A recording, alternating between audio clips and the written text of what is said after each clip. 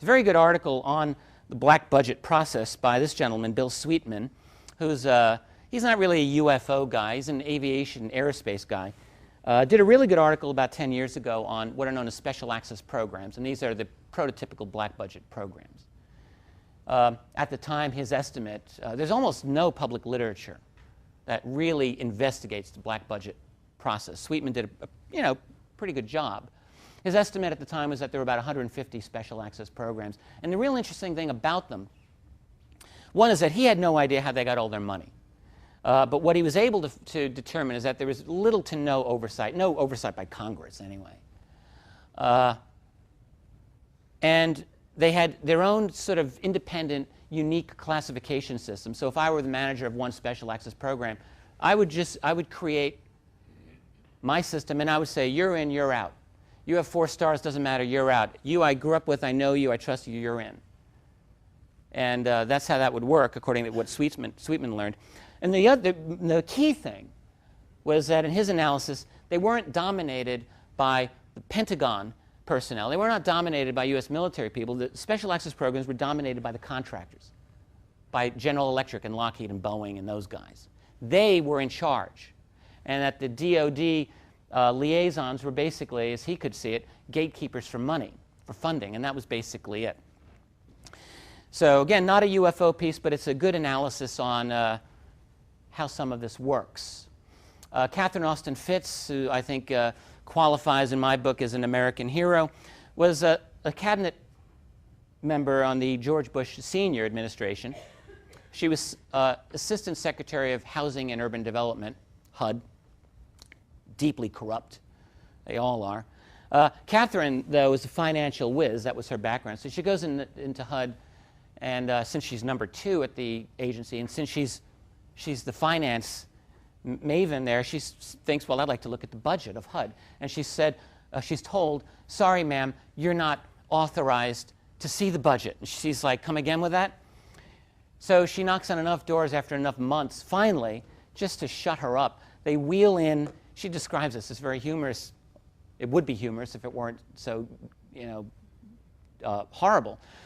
Crate after crate, rolling in stacks of papers. I mean, no one can go through these. It would be really almost impossible to. Here you go. She went through them. She said God himself could not audit the United States government. He couldn't audit HUD. It's not possible. And her determination was that at least 85% of the U.S. federal budget is literally unauditable. She also determined, to her own satisfaction, the key importance played by drug trafficking and securities fraud, stock market fraud in washing through the U.S. government.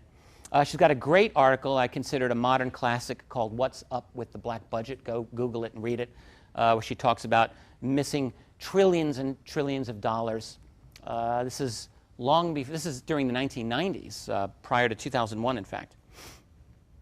So then, in other words, that's the end of my second section. True disclosure will have to confront the illegal structure of our society and the massive theft that has sprung up to handle UFO secrecy.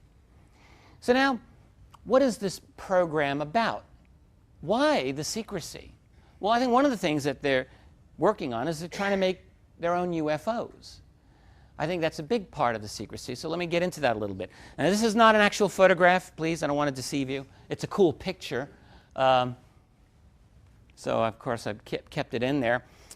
Back in the 1980s, I mean, this is not going back 25 years, an aviation aerospace writer, James Goodall, who wrote for many mainstream publications, started looking into Groom Lake, that is S4, Area 51.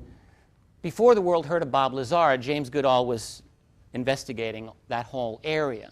And his contacts, his analysis led him to conclude that there were at least 8 black, that is, secret programs flying out of Groom Lake, including a silent triangle.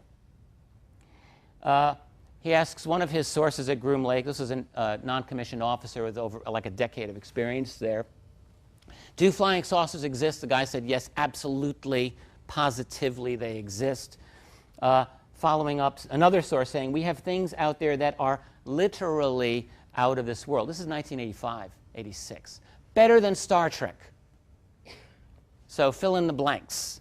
whatever that means. George Knapp is an investigative journalist. If you've listened to Coast, he's often a host on Coast. I happen to like George very, very much.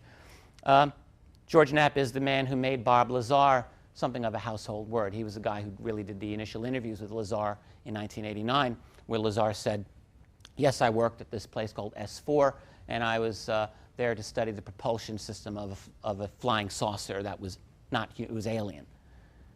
Well, the thing about Knapp that's interesting is that he interviewed, actually he said more than a dozen Area 51 insiders. In fact, he later said it was more than 20 insiders who strongly corroborated much of what Bob Lazar said about his experience at Area 51. In other words, a program designed to study and attempt to replicate alien flying saucers, to put it that way. None of them, understandably, were willing to talk publicly. George described a few of these particular cases where he was cultivating certain witnesses, trying to get them to speak. Some of them came pretty close and then were threatened, literally on the day that interviews were being scheduled. This is a great clip you can look up on YouTube, Nellis UFO, or you can look up Nellis ARV for Alien Reproduction Vehicle, and you'll find this. This is a 2 or 3 minute clip. It was a video that was leaked to the American TV show Hard Copy in early 1995. It's been dated very definitively to have been filmed at in November of '94, and it's also been definitively analyzed to have taken place in Groom Lake in Nevada. And what it shows is this object coming out and doing amazing things, stopping, zigzagging, incredible accelerations, changes of speed, all within a 2-minute period of time. What's neat about it is that it's got informational readouts here, so you could check the altitude and its position and so on. So it allows for analysis to be done so that we know that this object is about 15 feet wide. Its range of speed was anywhere from 15 or 20 miles per hour up to 500 miles per hour. Within a 2-minute span of time, made a right angle turn at about 140 miles per hour, about, I guess, 200 kilometers per hour. Pretty nifty in 1994. Not too bad.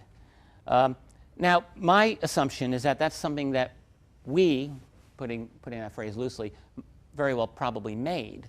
I could be wrong, maybe it's alien, but my feeling is that's probably something that we've been testing.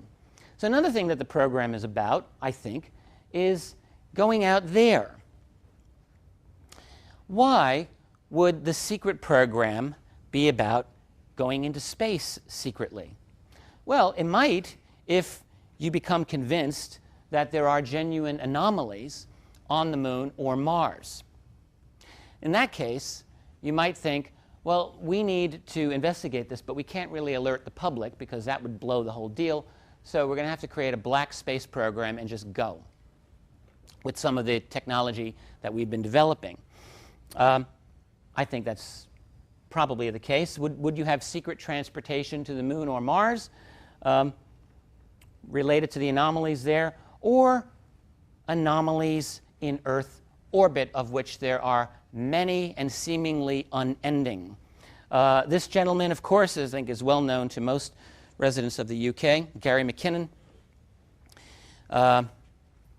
You know, one of the things that has fascinated me about the Gary McKinnon case is how in the last 2 or 3, 4 years, any mention of Gary McKinnon, at least in the States, almost never mentions the UFO connection. It's almost completely forgotten now.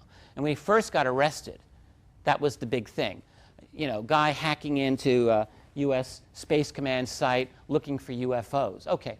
But now he's just described as the world's greatest military hacker, as like this terrorist, okay?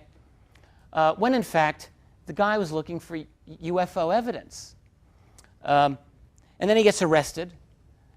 I mean, the whole thing is just, you know, no one in the media is asking the obvious question, which this guy says that he found a list of officer names under the heading of non-terrestrial officers. Well, that's rather interesting. Okay? And is it just a load of BS, Well, if so, then why is the United States intent on imprisoning him for the rest of his life? Right? No one asks these questions in the mainstream. It's just completely gone. I think anyone who's spoken to Gary McKinnon, you listen to him speak, you listen to his radio, his interviews, and he's an honest guy. He's just a guy who got screwed, who was trying to find some information out. Was he wrong to do so? Well, yes, legally he was wrong to do so. But I think in the larger picture, it's not hard to see that he's a nice guy. I don't think he was trying to destroy the United States. But anyway, so they go after him. And of course, his life has been really, so far, destroyed. And let us hope that it doesn't turn out the way it may look.